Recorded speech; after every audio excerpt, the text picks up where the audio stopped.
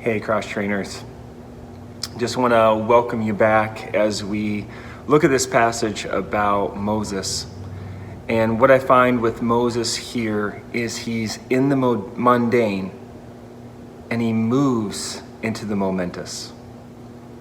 And what I mean by that is the passage begins with Moses just tending his father's flock. Like it's not the greatest gig.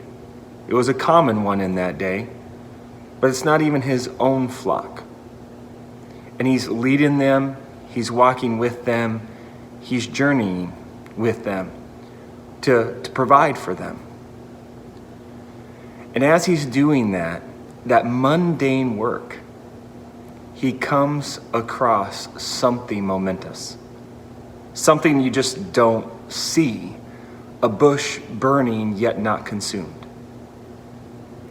And I think the key piece in this passage is that Moses turned aside to see. Now, when I look at my life, I'm going to be honest with you. I am a man of rhythm. I love my routines. In them, I find like I could be more diligent. I find that I accomplish the things I want to accomplish. And when those routines get disrupted, I struggle. I flounder. And I don't know about you. I don't know if that's the case. Or maybe your routine is not like so patterned, so routine, but this is what I want us to recognize. There could be so much mundane, right? We get up in the morning. We make our breakfast after we go to that first place we got to go to, the coffee pot. We maybe get our kids ready, or we get ourselves ready. We head to work. We work at home. We make another meal for lunch. We clean up that meal. We return to tasks of doing.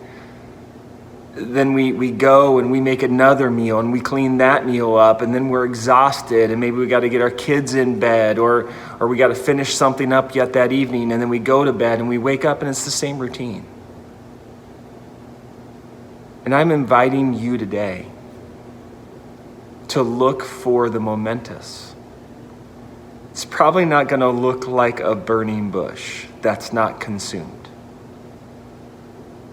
It could look a lot of different ways.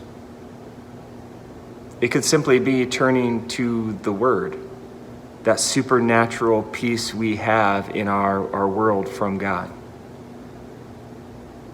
It may be sitting outside and taking in the wonder of a God who created everything so beautiful. It may be sitting down with a spouse or a good friend and enjoying companionship. This is what I'm asking. Don't get so inundated with the mundane. Keep your eyes open to turn aside and see the supernatural. Don't get so consumed with things that are just natural, but see where God is intersecting the supernatural with the natural. Because when that happens, He's going to call your name, and He's going to draw you near to Him. And He's going to have you step into something momentous, which is His presence. It's not always the big task. It's not always going and saving the Israelites, this was the beginning of Moses' journey. Today, it may be as simple as stepping near God, being in His presence, and seeing how momentous it is that Christ, He saved us.